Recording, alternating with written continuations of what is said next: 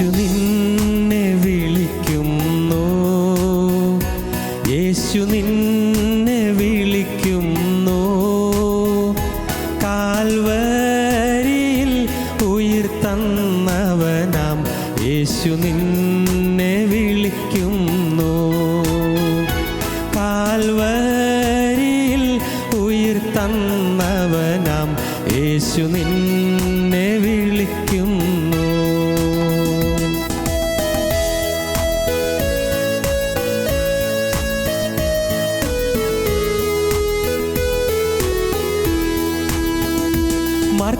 മർത്യജീവിതം ക്ഷണികം, മൃത്യു വന്നിടും ഒരു നാൾ. മർത്യജീവിതം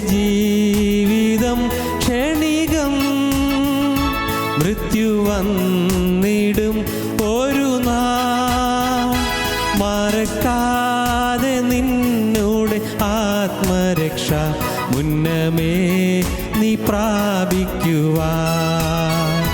മറക്കാതെ നിന്നോട് ആത്മരക്ഷ മുന്നമേ നീ പ്രാപിക്കുവാൻ. യേശു നിന്നെ വിളിക്കുന്നു, യേശു നിന്നെ വിളിക്കുന്നു. കാൽവരിയിൽ ഉയിർത്തന്നവനാം യേശു നിന്നെ വിളിക്കുന്നു. കാൽവരിയിൽ ഉയിർത്തന്നവനാം യേശു നിന്നെ വിളിക്കുന്നു.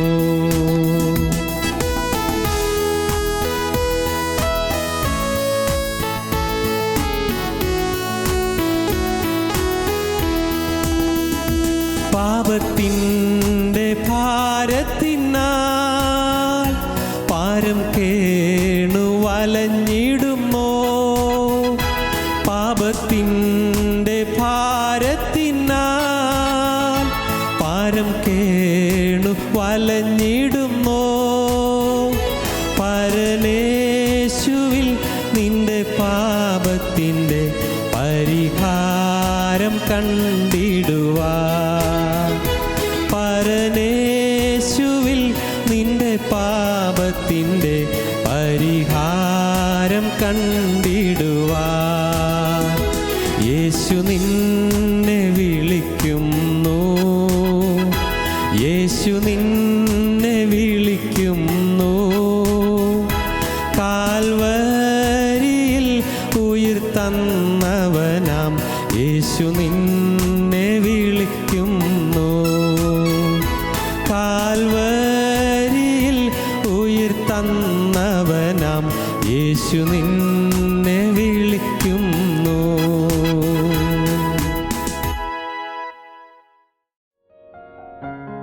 ഞങ്ങളും ക്രൂശിക്കപ്പെട്ട ക്രിസ്തുവിനെ പ്രസംഗിക്കുന്നു. ദൈവ തിരുനാമത്തിന് മഹത്വം ഉണ്ടാകട്ടെ. ദൈവത്തിന് സ്തോത്രം. യോശുവയുടെ പുസ്തകം 3-ാം അധ്യായം 5-ാം വാക്യം വായിക്കാം. പിന്നീട് 11 മുതൽ 13 വരെയുള്ള വാക്യങ്ങൾ നമുക്ക് വായിക്കാം. പിന്നെ യോശുവ ജനത്തോട്, നിങ്ങളെ തന്നെ ശുദ്ധീകരിപ്പീൻ, യഹോവ നാളെ നിങ്ങളുടെ ഇടയിൽ അതിശയം പ്രവർത്തിക്കുമെന്ന് പറഞ്ഞു. യഹോവ നിങ്ങളുടെ ഇടയിൽ നാളെ നിങ്ങളുടെ ഇടയിൽ അതിശയം പ്രവർത്തിക്കും എന്ന് യോശുവ ജനത്തോട് പറഞ്ഞു. ദൈവം നിങ്ങളുടെ ഇടയിൽ നാളെ അത്ഭുതം പ്രവർത്തിക്കും. ദൈവത്തിന് സ്തോത്രം. വീണ്ടും 3-ാം അധ്യായം 11 മുതൽ 13 വരെയുള്ള വാക്യങ്ങൾ നമുക്ക് വായിക്കാം. ഇതാ സർവ്വഭൂമിക്കും നാഥനായവൻ്റെ നിയമപെട്ടകം നിങ്ങൾക്ക് മുമ്പായി യോർദാനിലേക്ക് കടക്കുന്നു. ആകയാൽ ഓരോ ഗോത്രത്തിൽ നിന്ന് ഓരോ ആൾ വീതം ഇസ്രായേൽ ഗോത്രങ്ങളിൽ നിന്ന് 12 ആളെ കൂട്ടുവീൻ. സർവ്വഭൂമിയുടെയും നാഥനായ യഹോവയുടെ പെട്ടകം ചുമക്കുന്ന പുരോഹിതന്മാരുടെ ഉള്ളങ്കാൽ യോർദാനിലെ വെള്ളത്തിൽ ചവിട്ടുമ്പോൾ ഉടനെ യോർദാനിലെ വെള്ളം 2 പിരിഞ്ഞിട്ട് മേൽ നിന്നൊഴുകുന്ന വെള്ളം ചിറ പോലെ നിൽക്കും. ദൈവത്തിന് സ്തോത്രം. മേൽ നിന്ന് ഒഴുകുന്ന വെള്ളം ചിറ പോലെ നിൽക്കും. യോർദാനാറ്റിലെ വെള്ളം, ഒഴുകി വരുന്ന വെള്ളം, അതിൻ്റെ ഒഴുക്ക് നിലയ്ക്കും. അത് അവിടെ ചിറ പോലെ അവിടെ നിൽക്കും. താഴെയുള്ള വെള്ളം ഒഴുകി പോവുകയും ചെയ്യും. ഉണങ്ങിയ നിലമുണ്ടാകും. നിങ്ങൾക്ക് അക്കരെ കടക്കാനിടയാകും. ദൈവത്തിന് സ്തോത്രം. നൂറ്റാണ്ടുകൾക്ക് മുൻപ് നിത്യനായ ദൈവം പ്രവർത്തിച്ച ഒരു അതിശയമാണ് നാം ഇവിടെ വായിക്കുന്നത്. ദൈവം ഒരു അതിശയം പ്രവർത്തിച്ചു. ദൈവത്തിന് സ്തോത്രം. ഇന്ന് ദൈവം ഒരു അതിശയം നമുക്ക് തരാൻ പോവുകയാണ്.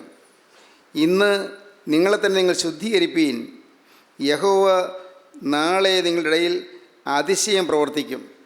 ഇന്ന് നിങ്ങൾ നിങ്ങളെ തന്നെ ശുദ്ധീകരിപ്പീൻ, നാളെ ദൈവം നിങ്ങളുടെ ഇടയിൽ അതിശയം പ്രവർത്തിക്കും. പുതുവർഷത്തിൻ്റെ പൊൻപുലരിയിലേക്ക് നാം പ്രവേശിക്കുകയാണ്. പുതുവർഷത്തിൻ്റെ ആ പ്രകാശമേതുരമായ ശോഭായമാനമായ അന്തരീക്ഷത്തിലേക്ക് നാം കടന്നു വരികയാണ്. ദൈവത്തിന് സ്തോത്രം. പുതുവർഷം, പുതിയ പ്രതീക്ഷകൾ, പുതിയ ആശകൾ, പുതിയ വാഗ്ദത്തങ്ങൾ, പുതിയ സ്വപ്നങ്ങൾ, ഇതെല്ലാം നമ്മെ മാടി വിളിക്കുന്നുണ്ട്.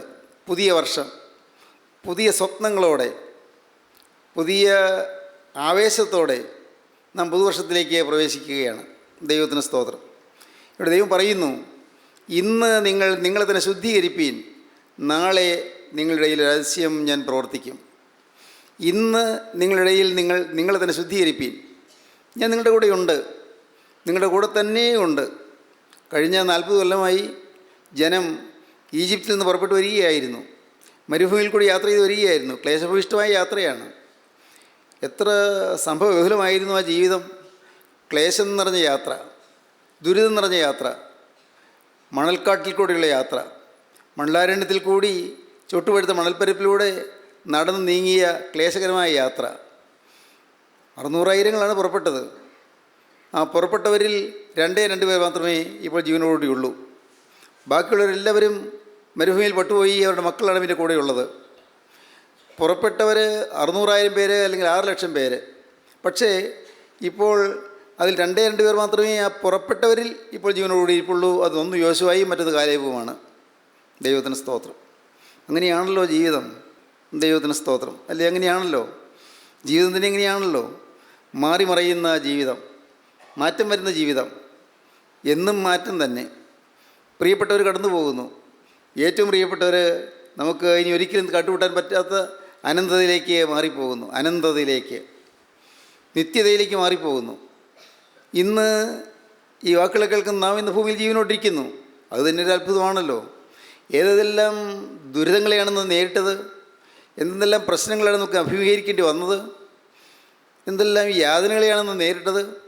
രോഗങ്ങൾ, ഞെരുക്കങ്ങൾ, കഷ്ടതകൾ, വ്യാധികൾ, കുടുംബത്തിലുള്ളതായ ക്ലേശങ്ങൾ, കുടുംബത്തിലുള്ള അഭിപ്രായ വ്യത്യാസങ്ങൾ, പല പ്രതിസന്ധികൾ, ചില പ്രശ്നങ്ങൾ. എന്തെന്ത് പ്രതിസന്ധികളായിരുന്നു ഈ വർഷം നമ്മുടെ മുന്നിലുണ്ടായിരുന്നത്. എന്നാൽ ഇപ്പോൾ കർത്താവ് പറയുന്നു, ഇതെല്ലാം ഉണ്ടായിരുന്നു, പക്ഷേ ഞാൻ നിങ്ങളുടെ കൂടെ ഉണ്ടായിരുന്നു. മരുഭൂമിയിൽ കൂടി നിങ്ങൾ നടന്നു പോകുന്ന അവസരങ്ങളിലെല്ലാം, നിങ്ങൾ ക്ലേശഭൂയിഷ്ടമായ മരുഭൂമിയിലെ യാത്രയിൽ നിങ്ങൾ എത്രയോ ദുരിതം അനുഭവിച്ചാണ് യാത്ര ചെയ്തത്. പക്ഷേ ഞാൻ നിങ്ങളുടെ കൂടെ ഉണ്ടായിരുന്നു. ഞാനാണ് നിങ്ങൾ നടത്തിയത്. സ്തോത്രം. ജീവനുള്ള ദൈവം നമ്മുടെ കൂടെ ഉണ്ടായിരുന്നു. നാം പലപ്പോഴും ദൈവത്തെ കണ്ടില്ല, നാം അറിഞ്ഞില്ല. ജീവനുള്ള ദൈവത്തിൻ്റെ കരമാണ് നമ്മെ പിടിച്ചിരിക്കുന്ന നാം ഗ്രഹിച്ചില്ല. നമ്മെ നടത്തുവാൻ നമുക്കൊരു ദൈവം ഉണ്ടായെന്ന് ഞാൻ അറിഞ്ഞില്ല. നമുക്ക് ആവേശം പകരാൻ കർത്താവായ യേശുവിൻ്റെ കരം ഉണ്ടായെന്ന് നാം ഗ്രഹിച്ചില്ല. എങ്കിലും ക്രിസ്തു നമ്മെ പിടിച്ച് നടത്തുകയായിരുന്നു. ക്രിസ്തുവിൻ്റെ കരം നമ്മെ നയിക്കുകയായിരുന്നു. ദൈവത്തിന് സ്തോത്രം. ക്രിസ്തു നമ്മെ അത്യത്ഭുതമായി നടത്തിക്കൊണ്ടു വന്നു. ഇസ്രായേൽക്കാർക്ക് ഓർക്കാം, അന്ന് മാറായിലെ കയ്പ് വെള്ളം കർത്താവായ ദൈവം അത് പരിശുദ്ധമാക്കി തീർത്തു, അത് സുന്ദരമാക്കി തീർത്തു, മധുരമാക്കി തീർത്തു. കയ്പ് വെള്ളം മധുരമാക്കി തീർത്തു. വിഷാംശമുള്ള ജലം അത് വിഷാംശം ഇല്ലാത്തതാക്കിയത് മാത്രമല്ല, മധുരമുള്ള വെള്ളമാക്കി തീർത്തു. മാറായിലെ കയ്പ് മധുരമാക്കി തീർത്തു. വെള്ളമില്ലാതെ വലഞ്ഞു. അപ്പോഴാണ് പാറയിൽ നിന്ന് വെള്ളം പുറപ്പെടുവിക്കുന്നത്. പാറയോട് കൽപ്പിച്ചു, പാറയിൽ നിന്ന് വെള്ളം പൊട്ടിപ്പുറപ്പെട്ടു. എന്തൊരു അതിശയം! വെള്ളമില്ലാത്ത മരുപ്പറമ്പിൽ ഇതാ വെള്ളം ധാരധാരിയായി ഒഴുകുന്നു. അങ്ങനെ അരുവിയായിട്ട് ഒഴുകുന്നു. ഈ 600,000 പേർക്ക് ഇഷ്ടം പോലെ വെള്ളം ഉപയോഗിക്കാൻ തക്കവണ്ണം ഒന്ന് ഓർത്തു നോക്കൂ. ആ വെള്ളം എത്രയോ സ്ഥലങ്ങളിൽ വ്യാപിച്ച് കിടക്കണം. മൈലുകൾ ചുറ്റളവിൽ തന്നെ ആ വെള്ളം ഉണ്ടായിരിക്കണം. എത്രയോ സ്ഥലങ്ങളിലൂടെ അരുവി പോലെ, അത് നദി പോലെ ഒഴുകി മരുഭൂമിയിൽ നീരൊഴുക്ക്. അത്യത്ഭുതകരമാണ്. അതിശയങ്ങൾ കൂടെ ദൈവം നടത്തി. അന്ന് അഗ്നിസർപ്പങ്ങൾ കടിച്ചു. തീപ്പാമ്പുകൾ തീ പോലെ മിന്നുന്ന കൊള്ളിയൻ പോലെ മിന്നുന്ന പാമ്പുകൾ കൂടാരങ്ങൾ തോറും ഇഴഞ്ഞു നടന്നല്ല ഓടി നടന്നത് കടിച്ചു. പാവപ്പെട്ട ജനം ഓരോരുത്തരായി വിഷത്തിൻ്റെ ബാധയിൽ മരിച്ചു വീണു. അപ്പോൾ അവർക്ക് രക്ഷപ്പെടാൻ ദൈവം ഒരു പോംവഴി കൊടുത്തു. എന്നും പോംവഴി തരുന്നവനാണ് ദൈവം. പല പ്രതിസന്ധികൾ വരും, പക്ഷേ ചില പോംവഴികൾ. മനുഷ്യർക്ക് നടപ്പില്ലാത്ത പരീക്ഷ നിങ്ങൾക്ക് നേരിട്ടിട്ടില്ല. ദൈവം വിശ്വസ്തൻ. നിങ്ങൾക്ക് സഹിപ്പാൻ കഴിയുന്നതിന് മീതെ പരീക്ഷ നേരിടുവാൻ സമ്മതിക്കാതെ പരീക്ഷകളുടെ അവൻ പോക്കുവഴി ഉണ്ടാക്കും. അങ്ങനെയാണ് അപ്പോസ്തലനായ പൗലോസ് പറയുന്നത് 1 കൊരിന്ത്യർ ലേഖനം 10-ാം അധ്യായത്തിൽ. മനുഷ്യർക്ക് നടപ്പില്ലാത്ത പരീക്ഷ നിങ്ങൾക്ക് നേരിട്ടിട്ടില്ല. ദൈവം വിശ്വസ്തൻ. നിങ്ങൾക്ക് സഹിപ്പാൻ കഴിയുന്നതിന് മീതെ പരീക്ഷ നേരിടുവാൻ സമ്മതിക്കാതെ പരീക്ഷയോട് ദൈവം പോക്കുവഴി ഉണ്ടാക്കും. ചില നീക്കുപോക്കുകൾ തരും. അങ്ങനെ ജനത്തെ അത്ഭുതകരമായി നടത്തി. ഇതിനകം അവരെ നയിച്ചു കൊണ്ടുവന്ന് അഹരോൻ മരിച്ചു. അവർ യാത്ര തുടങ്ങിയ കാലത്ത് തപ്പും കിന്നരും എടുത്ത് പാട്ടുപാടിയ നല്ല മധുരഗാനങ്ങൾ പാടിയ മിരിയാം മരിച്ചു. മോശയും മരിച്ചു. അവരെ നടത്തിക്കൊണ്ടുവന്ന് ജനനേതാവായി മോശയും മരിച്ചു. ഇപ്പോൾ പിന്നെ യോശുവയാണ് അവർ നടത്തുന്നത്. മനുഷ്യർ മരിക്കും, പക്ഷേ ദൈവം പിന്നെയും നടത്തിക്കൊണ്ടിരിക്കും. അതാണ് സന്തോഷകരമായ കാര്യം. മനുഷ്യർ പലരും കടന്നു പോകും, നമ്മെ സഹായിച്ചവർ കടന്നു പോകും, നമുക്ക് കൈത്താങ്ങൾ തന്നവർ കടന്നു പോകും, നമ്മെ സ്നേഹിച്ചവർ കടന്നു പോകും. പക്ഷേ ദൈവം നമ്മുടെ കൂടെ ഉണ്ടായിരിക്കും. ദൈവം കടന്നു പോവുകയില്ല, ദൈവം വിട്ടുപോവുകയില്ല. അതാണ് യെശയ്യാപ്രവചനം 43-ാം അധ്യായത്തിൽ നാം കാണുന്നത്. യെശയ്യാപ്രവചനം 43-ാം അധ്യായം ആദ്യത്തെ വാക്യങ്ങൾ. ഇപ്പോഴോ യാക്കോബേ, നിന്നെ സൃഷ്ടിച്ചവനും ഇസ്രായേലെ നിന്നെ നിർമ്മിച്ചവനുമായ യഹോവ ഇപ്രകാരം അരുളി ചെയ്യുന്നു, ഭയപ്പെടേണ്ട, ഞാൻ നിന്നെ വീണ്ടെടുത്തിരിക്കുന്നു. ഭയപ്പെടേണ്ട, ഞാൻ നിന്നെ വീണ്ടെടുത്തിരിക്കുന്നു. നിനക്ക് ഭയപ്പെടാനുള്ളതായ അനേകം സാഹചര്യങ്ങൾ വരും. നീയെ പേടിപ്പെടുത്തുന്ന ചില സാഹചര്യങ്ങൾ നീയെ വലഞ്ഞു പോകും, നീ വിഷമിച്ചു പോകും. പക്ഷെ ഭയപ്പെടേണ്ട, ഞാൻ നിന്നെ വീണ്ടെടുത്തിരിക്കുന്നു. നിന്നെ വീണ്ടെടുത്തിരിക്കുന്നത് നിത്യനായ ദൈവമാണ്. ഞാൻ നിന്നെ വീണ്ടെടുത്തിരിക്കുന്നു. ഞാൻ നിന്നെ പേർ ചൊല്ലി വിളിച്ചിരിക്കുന്നു. ഞാൻ നിന്നെ പേർ ചൊല്ലി വിളിച്ചിരിക്കുന്നു. നിൻ്റെ പേരെനിക്കറിയാം, നിൻ്റെ ഊരെനിക്കറിയാം, നിൻ്റെ സാഹചര്യം എനിക്കറിയാം, നീ എവിടെ നിന്ന് വരുന്നു എന്ന് എനിക്കറിയാം, നിൻ്റെ സ്ഥിതിവിശേഷം എന്താണെന്ന് എനിക്കറിയാം, എല്ലാം എനിക്കറിയാം. ഞാൻ നിന്നെ വീണ്ടെടുത്തിരിക്കുന്നു. ഞാൻ നിന്നെ പേർ ചൊല്ലി വിളിച്ചിരിക്കുന്നു. പേർ ചൊല്ലി വിളിച്ചിരിക്കുന്നു. നീ എനിക്കുള്ളവൻ തന്നെ. നീ എനിക്കുള്ളവൻ തന്നെ. നീ എന്നെ ഓർക്കുന്നില്ല. നീ എന്നെ അറിയാതിരിക്കെ ഞാൻ നിന്നെ അരമുറുക്കിയിരിക്കുന്നു. നീ എന്നെ അറിയാതിരിക്കെ ഞാൻ നിന്നെ ഓമനപ്പേർ ചൊല്ലി വിളിച്ചിരിക്കുന്നു. യെശയ്യാപ്രവചനം പറയുകയാണ്, നീ എന്നെ അറിയാതിരിക്കെ ഞാൻ നിന്നെ ഓമനപ്പേർ ചൊല്ലി വിളിച്ചിരിക്കുന്നു. നീ എന്നെ അറിയാതിരിക്കെ ഞാൻ നിൻ്റെ അരമുറുക്കിയിരിക്കുന്നു. എല്ലാം ദൈവം നിവർത്തിച്ചുകൊണ്ടിരിക്കുന്നു. പ്രിയപ്പെട്ടവരെ, ആപത്ത് വന്നപ്പോൾ നമ്മെ താങ്ങിയതാരാണ്? മരണദൂതൻ വന്ന് പടിവാതിൽക്കൽ മുട്ടിയപ്പോൾ നമ്മെ മരണത്തിൻ്റെ വക്രത്തിൽ നിന്ന് രക്ഷിച്ചതാരാണ്? നമ്മെ രോഗശൈലിയിൽ നിന്ന് എഴുന്നേൽപ്പിച്ചതാരാണ്? അപകടങ്ങളിൽ നമ്മൾ വീണ്ടെടുത്തതാരാണ്? പ്രതിസന്ധികൾ വന്നപ്പോൾ നമ്മെ താങ്ങിയതാരാണ്? നമ്മുടെ കുഞ്ഞുങ്ങളെ ഇതുവരെയും കൈപിടിച്ച് നടത്തിക്കൊണ്ടുവന്നതാരാണ്? നമ്മുടെ കുഞ്ഞുങ്ങളുടെ പഠിത്തം നിയന്ത്രിച്ചതാരാണ്? അവരുടെ ഭാവി എല്ലാം നോക്കി നടത്തിയതാരാണ്? നമ്മുടെ വിവാഹ കാര്യങ്ങളിലെല്ലാം കരം പിടിച്ച് പ്രവർത്തിച്ചതാരാണ്? എല്ലാം ഒരു നിത്യനായ ദൈവം. ഇന്നും ചിന്തിച്ച് നോക്കുമ്പോൾ കഴിഞ്ഞ കാലങ്ങൾ ദൈവം നടത്തിയ വിധങ്ങൾ കണ്ട് നാം അതിശയിച്ചു പോകും. അല്ല, നമുക്ക് ഈ സത്യവചനം കേൾക്കാൻ ഇടയായത് എന്തുകൊണ്ട്? എത്രയോ ആളുകൾ നമ്മുടെ ദേശങ്ങളിലുണ്ട്. നിങ്ങൾ ഓരോരുത്തരും ജീവിക്കുന്ന ദേശങ്ങളിൽ എത്രയോ ആളുകളുണ്ട്. അതും വളരെ നല്ലവരായ ആളുകൾ. തീർച്ചയായിട്ടും നല്ല മനോഗുണ പ്രവൃത്തികൾ ചെയ്യുന്ന ആളുകൾ, നല്ല സ്വഭാവ മഹിമയുള്ള ആളുകൾ, പ്രകടമായ പാവത്തിൽ നിന്നും പോകാത്ത ആളുകൾ, പള്ളിയിൽ പോവുകയും നമസ്കാരം ചൊല്ലുകയും വിശുദ്ധ കുർബാനകൾ സംബന്ധിക്കുകയും ചെയ്യുന്ന നല്ല ആളുകൾ, ഇല്ല ചില കാര്യങ്ങളിൽ നിഷ്ഠയും നല്ല പ്രതിഷ്ഠയുമുള്ള ചില ആളുകൾ, ദൈവവേല ചെയ്യുന്ന ആളുകൾ. പക്ഷേ അവർക്ക് ഈ ജീവൻ്റെ വചനം ഉൾക്കൊള്ളുവാനുള്ളതായ കാഴ്ച ലഭിച്ചില്ല, ഹൃദയം തുറന്നില്ല. എന്താണ് വചനമെന്നോ ക്രിസ്തു ആരാണെന്നോ മനസ്സിലാക്കാൻ കഴിഞ്ഞില്ല. നാം വ്യക്തമായി മനസ്സിലാക്കുന്നു, എന്തൊരു വെളിവാണ് നമുക്ക് ദൈവം തന്നിരിക്കുന്നത്. എന്തൊരു വെളിവ്! യേശു ക്രിസ്തു ജീവിക്കുന്നു എന്ന് മനസ്സിലാക്കാനൊരു വെളിവ് കിട്ടി.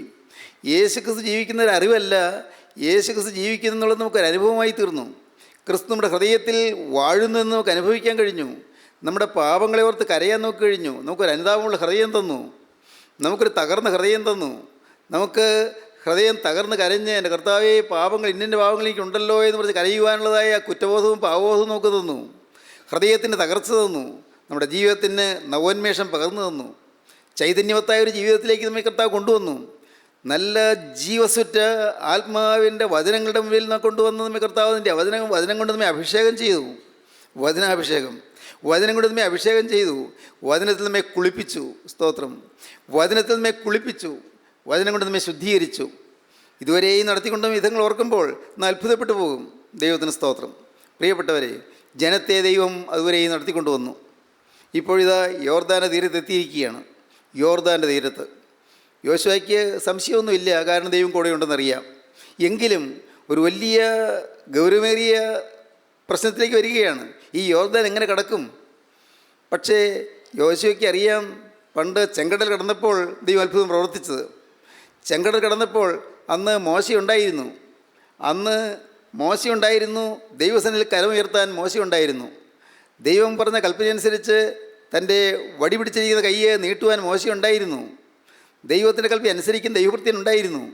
ഇന്ന് പാവപ്പെട്ട ഞാൻ എന്ത് ചെയ്യും? യോശുവയുടെ മനസ്സ് പതറുന്നു. ഞാൻ എന്ത് ചെയ്യും കർത്താവേ? ഞാൻ എന്ത് ചെയ്യും? മോശയെപ്പോലുള്ളതായ ആത്മ തേജസ് എനിക്കില്ല. മോശയെപ്പോലുള്ളതായ പരിചയ സമ്പത്ത് എനിക്കില്ല. മോശയെപ്പോലുള്ളതായ അനുഭവജ്ഞാനം എനിക്കില്ല. ഞാൻ എന്ത് ചെയ്യും? യോശുവ പതറി നിൽക്കുകയാണ്. ദൈവത്തിന് സ്തോത്രം, ദൈവത്തിന് സ്തോത്രം. പക്ഷേ ദൈവം യോശുവയോട് പറഞ്ഞു. അതാണ് നാം 3-ാം അധ്യായത്തിൽ കാണുന്നത്. ദൈവം പറയുകയാണ്, ദൈവത്തിന് സ്തോത്രം, 4-ാം വാക്യം, 3-ാം അധ്യായം 4-ാം വാക്യം. എന്നാൽ നിങ്ങൾക്കും അതിനുമിടയിൽ 2000 മുഴം അകലമുണ്ടായിരിക്കണം. അതിനോട് അടുക്കരുത്.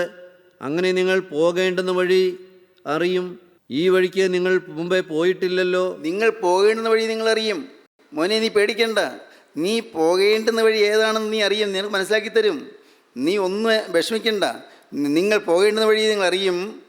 ഈ വഴിക്ക് നിങ്ങൾ മുമ്പേ പോയിട്ടില്ലല്ലോ. നിങ്ങൾ വഴിക്ക് പോയിട്ടില്ല. ഇതുവരെയും പോയിട്ടില്ലാത്ത വഴിക്കാണ് നിങ്ങൾ പോകുന്നത്. ഇതുവരെയും കണ്ടിട്ടില്ലാത്ത ചില വഴികളാണ് കാണാൻ പോകുന്നത്. ഇതുവരെ അനുഭവിച്ചിട്ടില്ലാത്ത അനുഭവങ്ങളിലൂടെയാണ് കടന്നു പോകാൻ പോകുന്നത്. ദൈവത്തിന് സ്തോത്രം. ഈ വഴിയെ നിങ്ങൾ പോയിട്ടില്ലല്ലോ. ദൈവത്തിന് സ്തോത്രം. അടുത്ത വാക്യം. പിന്നെ യോശുവ ജനത്തോട്, നിങ്ങളെ തന്നെ ശുദ്ധീകരിപ്പീൻ. യോശുവയ്ക്ക് ധൈര്യമായി. യോശുവ ജനത്തോട് പറഞ്ഞു, ഇനിയൊരു കാര്യം നിങ്ങൾ ചെയ്യണം. ഈ പുതിയ വഴിയിലേക്ക് പ്രവേശിക്കാൻ നിങ്ങൾ കാര്യം ചെയ്യണം. നിങ്ങളെ തന്നെ ശുദ്ധീകരിപ്പീൻ. നിങ്ങളെ തന്നെ ശുദ്ധീകരിപ്പീൻ. നിസ്സാര കാര്യമല്ല. നിത്യനായ ദൈവത്തിൻ്റെ കരമെന്ന് പിടിക്കുവാനും ആ ജീവനുള്ള ദൈവത്തിൻ്റെ കരം നമ്മെ നടത്തുവാൻ തക്കവണ്ണം നിങ്ങളെ തന്നെ ശുദ്ധീകരിപ്പീൻ. ദുഷ്ടനായ പൈശാചികൻ അവകാശം പറയുന്ന യാതൊന്നും നിങ്ങളുടെ ജീവിതത്തിൽ ഉണ്ടായിരിക്കരുത്. ശാപം നിങ്ങളുടെ ഇടയിൽ ഉണ്ടായിരിക്കരുത്. അനുഭവജ്ഞാനം നിങ്ങൾക്കുണ്ടല്ലോ. നിങ്ങളുടെ ജീവിതത്തിൽ ശാപകരമായി എന്തെങ്കിലും വന്നുപോയാൽ, അവിശ്വാസം വന്നുപോയാൽ ദൈവത്തിൻ്റെ കൈ മാറിപ്പോകും. ദൈവത്തിൻ്റെ അനുഗ്രഹത്തിൻ്റെ കൈ മാറിപ്പോകും. ദൈവത്തിൻ്റെ നേരെ നിങ്ങൾ പിറുവിറുക്കരുത്. ദൈവത്തിൻ്റെ നേരെ നിങ്ങൾ അവിശ്വാസം വരരുത്. ഇതുവരെയും നടത്തിക്കൊണ്ടുവന്ന ദൈവത്തെ നിങ്ങൾ സംശയിക്കരുത്. നിങ്ങളെ നീട്ടിയ ഭുജം കൊണ്ടും ബലമുള്ള വലം കൈ കൊണ്ടും നിങ്ങളെ കൊണ്ടുവന്ന ജീവനുള്ള ദൈവം, ആ ദൈവത്തെ നിങ്ങൾ സംശയിക്കരുത്. ദൈവത്തെ നിങ്ങൾ അവിശ്വസിക്കരുത്. നിങ്ങൾ പിശാചിന് ഇടം കൊടുക്കരുത്. നിങ്ങളെ തന്നെ ശുദ്ധീകരിപ്പീൻ. നിങ്ങളെ തന്നെ വെടിപ്പാക്കുവീൻ. നിങ്ങളെ തന്നെ ശുദ്ധീകരിപ്പീൻ. അടുത്ത വാക്യം. യഹോവ നാളെ നിങ്ങളുടെ ഇടയിൽ അതിശയം പ്രവർത്തിക്കുമെന്ന് പറഞ്ഞു. നിങ്ങളെ തന്നെ ശുദ്ധീകരിക്കുമ്പോൾ യഹോവ നിങ്ങളുടെ ഇടയിൽ അതിശയം പ്രവർത്തിക്കും. സ്തോത്രം. നാം ഒരു കാര്യം ചെയ്യണം. നമ്മളെ തന്നെ ശുദ്ധീകരിക്കണം. നമ്മളെ തന്നെ ശുദ്ധീകരിക്കണം. ഇനിയും ശുദ്ധീകരണം ഏറെ ആവശ്യമാണ്. ഒരുപക്ഷെ പ്രകടമായ പാപങ്ങൾ വിട്ടവരാണ് നിങ്ങൾ പലരും. പ്രകടമായ പാപങ്ങൾ വിട്ടിട്ടുണ്ട്, നല്ലത്. മദ്യപാനമില്ല, അല്ലെങ്കിൽ ചീത്ത പുറത്തു പറയാൻ കൊള്ളാത്ത അഴുക്ക് ജീവിതമില്ല, അതല്ലെങ്കിൽ ചീത്ത കൂട്ടുകെട്ടുകളില്ല, ചീട്ടുകൾ സംഘങ്ങളില്ല, നൈറ്റ് ക്ലബ്ബുകളില്ല, ഇൻ്റർനെറ്റ് ചാറ്റിങ്സ് ഇല്ല, അതല്ലെങ്കിൽ ഫേസ്ബുക്കിൽ കൂടിയുള്ള ഫ്രണ്ട്ഷിപ്പിൽ കൂടി വരുന്നതായ പ്രണയബന്ധങ്ങളില്ല, പ്രകടമായ പ്രവൃത്തികളിലേക്കോ അക്രമങ്ങളിലേക്കോ കവർച്ചകളിലേക്കോ പോകുന്നില്ല. അരുതാത്തതൊന്നും പ്രകടമായതൊന്നുമില്ല. പക്ഷേ ഹൃദയത്തിൽ എങ്ങനെ ഇരിക്കുന്നു? ഹൃദയത്തിൽ വിദ്വേഷമില്ലേ? ഹൃദയത്തിൽ പകയില്ലേ? ഹൃദയത്തിൽ ഇപ്പോഴും ചില അകൽച്ചകളില്ലേ? ചിലരോട് ഉള്ളിൽ ചില അകൽച്ചകൾ. അല്ല, വീട്ടിൽ തന്നെ, സ്വന്തം വീട്ടിൽ തന്നെ സ്വന്തം ഭാര്യയോട് ഉള്ളം കൊണ്ടങ്ങ് ചേരുന്നില്ല, ഭർത്താവിനോട് ഹൃദയം കൊണ്ടങ്ങ് യോജിക്കാൻ പറ്റുന്നില്ല, കുടുംബത്തിൽ തന്നെ ചില അഭിപ്രായ വ്യത്യാസങ്ങൾ, ചില പൊരുത്തക്കേടുകൾ, ചില ഇണക്കക്കുറവുകൾ ഇല്ലേ? പല കുടുംബങ്ങളിലും അതുപോലുള്ളതായ പടലപ്പിണക്കങ്ങളില്ലേ? എന്താണ് കാരണം? ചിലപ്പോൾ നിസ്സാരമായ കാര്യങ്ങളിലായിരിക്കും തുടങ്ങുന്നത്, പക്ഷേ ഉള്ളം ചേരുന്നില്ല. പലപ്പോഴും കോപാവേശം ഉണ്ടായി പോകുന്നു. പിടിച്ച് നിർത്താൻ വയ്യാത്തതുപോലെ കോപം വന്നു പോകുന്നു. എന്തിനെ കോപിച്ചു എന്ന് ചോദിച്ചാൽ പ്രകടമായൊരു കാര്യം പറയാനില്ല. കോപം കൊണ്ട് കുടുംബാന്തരീക്ഷം കലങ്ങുന്നു.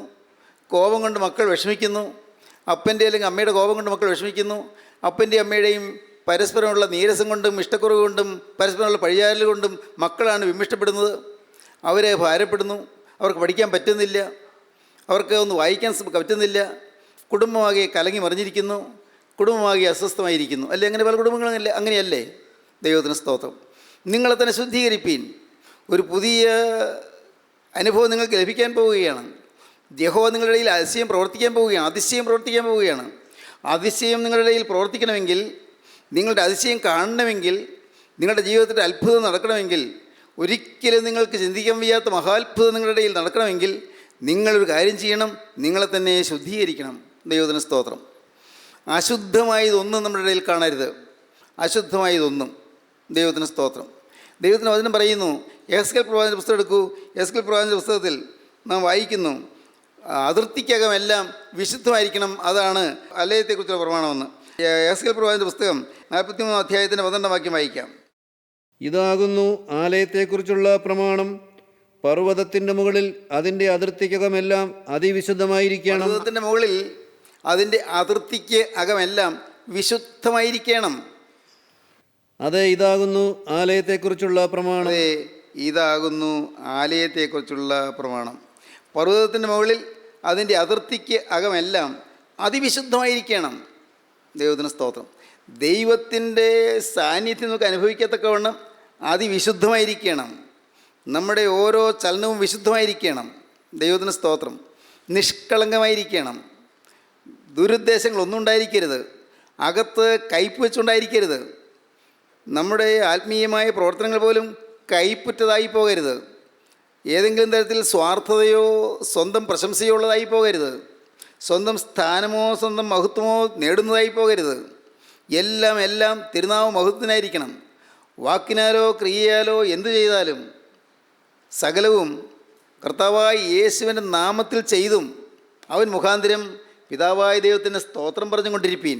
സ്തോത്രം.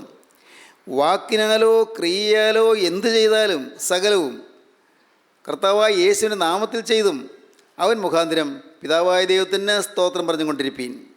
ദൈവത്തിന് സ്തോത്രം. അതിർത്തിക്കകമെല്ലാം അതിവിശുദ്ധമായിരിക്കണം. പ്രിയപ്പെട്ടവരെ, ഇന്ന് വെറുതെ കേട്ടുവിട്ടു പോകരുത്. എൻ്റെ ഹൃദയത്തിൽ അതിവിശുദ്ധമാകുന്നതിന് തടസ്സമായി എന്താണുള്ളത്? എൻ്റെ കുടുംബത്തിൽ എന്താണുള്ളത്? എൻ്റെ കുടുംബത്തിൽ നിന്ന് എന്തെങ്കിലും എടുത്ത് കളയേണ്ടതുണ്ടോ? ഏതെങ്കിലും അരുതായികൾ എൻ്റെ കുടുംബത്തിൽ നിന്ന് മാറ്റേണ്ടതുണ്ടോ? ഏതെങ്കിലും ഒരു സാധനം മാറ്റുന്ന കാര്യമല്ല ഞാനീ പറഞ്ഞത്. സാധനങ്ങളിലുണ്ടെങ്കിൽ മാറ്റണം. ഏതെങ്കിലും കൊള്ള വസ്തുവോ അല്ലെങ്കിൽ മോഷണം നടത്തിയ വസ്തുവോ ഒന്നും അവിടെ ഉണ്ടാകരുത്. ഉടമസ്ഥൻ അനുവദിക്കാതെ, ഉടമസ്ഥൻ്റെ അനുവാദം കൂടാതെ നാം ഏതെങ്കിലും സാധനങ്ങൾ നമ്മുടെ വീട്ടിൽ കൊണ്ടുവന്ന് വയ്ക്കുന്നെങ്കിൽ അത് അപകടമാണ്, അത് ശാപമാണ്, നമ്മുടെ മക്കൾക്ക് ദോഷമാണ്. അതൊക്കെ നിങ്ങൾക്ക് അറിയാവുന്ന കാര്യമായതുകൊണ്ട് ഞാനത് വിശദീകരിക്കുന്നില്ല. പക്ഷേ നോക്കണം, എന്തെങ്കിലും ഉണ്ടോ എൻ്റെ കുടുംബത്തിൽ, എൻ്റെ ജീവിതത്തിൽ, എൻ്റെ ഈ ശരീരത്തിൽ ഞാൻ ഏറ്റുപറയാത്തതായ ഏതെങ്കിലും പാവമുണ്ടോ? ഏറ്റുപറഞ്ഞ് ഉപേക്ഷിക്കാത്തതായ ഏതെങ്കിലും പാവമുണ്ടോ? എൻ്റെ ജീവിതത്തിൽ ഞാൻ അനുതാപത്തോടെ ഏറ്റുപറഞ്ഞ് കർത്താവേ ഇനിമേൽ ആവർത്തിക്കുകയില്ല എന്ന് പറയാത്തതായി ഏതെങ്കിലും പാവം ഇനിയും ബാക്കി നിൽക്കുന്നുണ്ടോ? ദൈവത്തിന് സ്തോത്രം. അതിർത്തിക്കകമെല്ലാം വിശുദ്ധമായിരിക്കണം. പുതുവർഷത്തിൽ നിങ്ങൾ അതിശയം കാണാൻ പോവുകയാണ്. പുതുവർഷത്തിൽ പുതു ചൈതന്യങ്ങൾ ഉൾക്കൊള്ളാൻ പോവുകയാണ്. പുതുവർഷത്തിൽ പുതിയ വഴിയിൽ കൂടി നിങ്ങൾ നടക്കാൻ പോവുകയാണ്. പുതിയ വഴി. ഈ വഴിയെ നിങ്ങൾ പോയിട്ടില്ലല്ലോ. ഇല്ല, പോയിട്ടില്ല.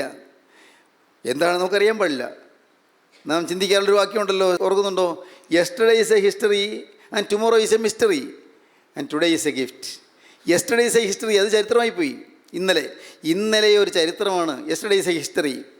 Tomorrow is A mystery. നാളെ എന്താണ് ആർക്കറിയാം? നമുക്ക് അറിഞ്ഞുകൂടാ.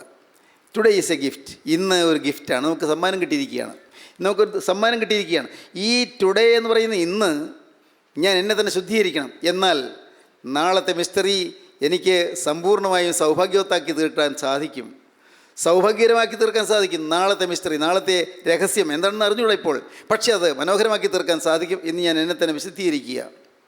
എൻ്റെ സഹോദരങ്ങളെ, ഞാൻ വളരെ കൃത്യമായി പറയട്ടെ, ഏതെല്ലാം പാപങ്ങൾ നിങ്ങൾക്ക് വന്നു പോയെങ്കിലും, എത്ര മ്ലേച്ഛതകൾ സംഭവിച്ചു പോയെങ്കിലും, നിങ്ങൾക്ക് ആരും അറിയാതെ ദൈവസന്നിധിയിൽ ഇരുന്ന് നിങ്ങൾക്ക് ഓരോന്നോരോന്നോർത്ത് അനുഭവിക്കാം.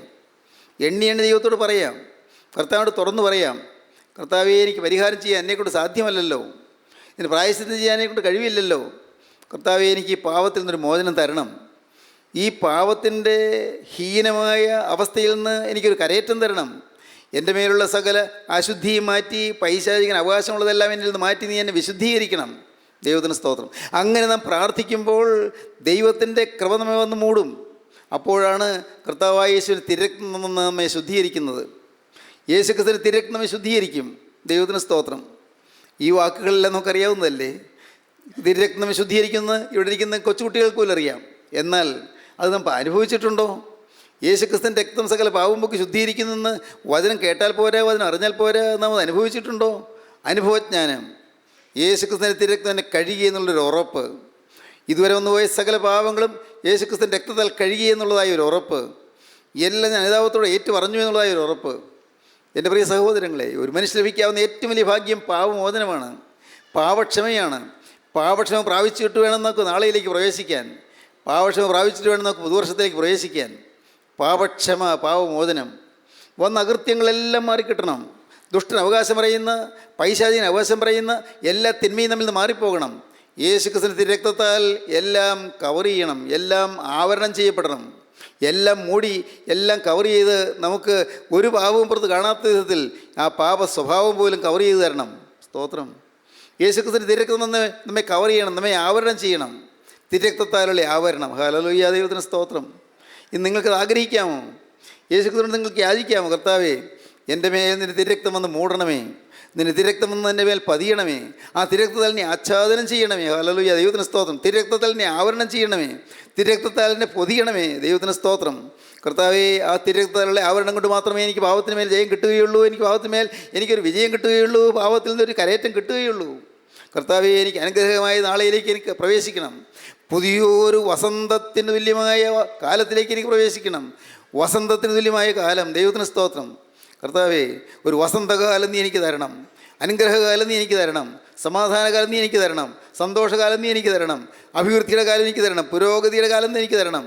കർത്താവേ, സന്തോഷത്തിൻ്റെയും സമാധാനത്തിൻ്റെ കാലം എനിക്ക് തരണം. ഇന്നലെ വരെ ജീവിച്ചതുപോലല്ല, ഇതുവരെ ജീവിച്ചതുപോലല്ല. ഒരു പുതിയ ജീവിതം, പുതിയ സമാധാന ജീവിതം, പുതിയ സന്തോഷ ജീവിതം, പുതിയ ആനന്ദം നിറയുന്ന ജീവിതം, അത് നീ എനിക്ക് തരണം. കർത്താവേ, ഒരു സ്വർഗീയ ജീവിതം എനിക്ക് ഈ ഭൂമിയിൽ വെച്ച് തരണം. സ്തോത്രം. യേശുക്രിസ്തു കൂടെ ഉണ്ടായെന്നുള്ളത് ഉറപ്പേറിയ ജീവിതം എനിക്ക് തരണം. നിങ്ങൾ പ്രാർത്ഥിക്കണം. യേശുക്രിസ്തു കൂടെ ഉണ്ടായെന്നുള്ളതായ ഒരു ഉറപ്പ്, പാപങ്ങളെ ക്ഷമിച്ചു എന്നുള്ളതായ ഒരു ഉറപ്പ്, പാപമോചനം കിട്ടിയെന്നുള്ളതായ ഒരു ഉറപ്പ്, പാപമോചനം കിട്ടിയതിനുള്ളതായ സന്തോഷത്തിന് തിമിർപ്പ്, നമ്മുടെ ഹൃദയത്തിൽ ആനന്ദം അലതല്ലുന്നതായ അനുഭവം. ഹല്ലേലൂയ, ദൈവത്തിന് സ്തോത്രം. അത് നമുക്ക് തരും കർത്താവ്. സ്തോത്രം. നിങ്ങൾ എന്ത് പറയുന്നു? നിങ്ങൾ സമർപ്പിക്കുമോ? ഇപ്പോൾ സമർപ്പിക്കുമോ? ജീവിതം കർത്താവിൻ്റെ കരങ്ങളിലേക്ക് കൊടുക്കുമോ? നമുക്ക് നമ്മുടെ തലകളെ വണക്കാം, നമുക്ക് പ്രാർത്ഥിക്കാം, കർത്താവോട് പറയാം, കർത്താവേ, ഇന്നു മുതൽ ഞാൻ പുതിയ സൃഷ്ടിയായിരിക്കും, ഇന്നു മുതൽ ഞാൻ എൻ്റെ വകയായിരിക്കും, ഇന്നു മുതൽ നാഥ ഞാൻ നിൻ്റേത് മാത്രം. ദൈവത്തിന് സ്തോത്രം. ദൈവത്തോട് നമുക്ക് വാക്ക് പറയാം, കർത്താവിൻ്റെ കരങ്ങളിലേക്ക് കൊടുക്കാം. യേശുവിനോട് വാക്ക് പറഞ്ഞുകൊണ്ട്, കർത്താവേ, ഇന്നു മുതൽ ഞാൻ നിൻ്റെ വക, ഹൃദയത്തിൽ തീരുമാനിച്ചുകൊണ്ട് നമുക്ക് പ്രാർത്ഥിക്കാം. കാരുണ്യവാനേ, മഹാപരിശുദ്ധനായ ഞങ്ങളുടെ സ്വർഗീയ പിതാവേ, പുതുവർഷത്തിലേക്ക് പ്രവേശിക്കുമ്പോൾ കർത്താവേ, പുതുവർഷത്തിൻ്റെ എല്ലാ നന്മകളും ഞങ്ങൾ ലഭിക്കത്തക്കവണ്ണം, അതിർത്തിക്കകമെല്ലാം വിശുദ്ധമായിരിക്കത്തക്കവണ്ണം, കർത്താവേ, ഞങ്ങളുടെ അതിശയ വിഷയമായി തീരത്തക്കവണ്ണം ഞങ്ങളുടെ അവിടെ നിന്ന് അത്ഭുതം പ്രവർത്തിക്കണമേ എന്ന് പ്രാർത്ഥിക്കുന്നു. ശത്രുവായ പൈശാചിനെ ഞങ്ങൾ നകറ്റുകയും തിരക്തത്തിൽ ഞങ്ങൾ മുദ്രയിടുകയും ചെയ്യണമേ. എല്ലാവരെയും അനുഗ്രഹിക്കണമേ, സമാധാന ജീവിതത്തിലേക്ക് പ്രവേശിപ്പിക്കണമേ, നിത്യജീവൻ്റെ ഉറപ്പ് നൽകണമേ, എല്ലാ നന്മകളാൽ നിറയ്ക്കണമേ. യേശു ക്രിസ്തുവിൻ്റെ വിലയേറിയ നാമത്തിൽ പ്രാർത്ഥിക്കുന്നു. കൃപയോടെ കേൾക്കണമേ. ആമീൻ.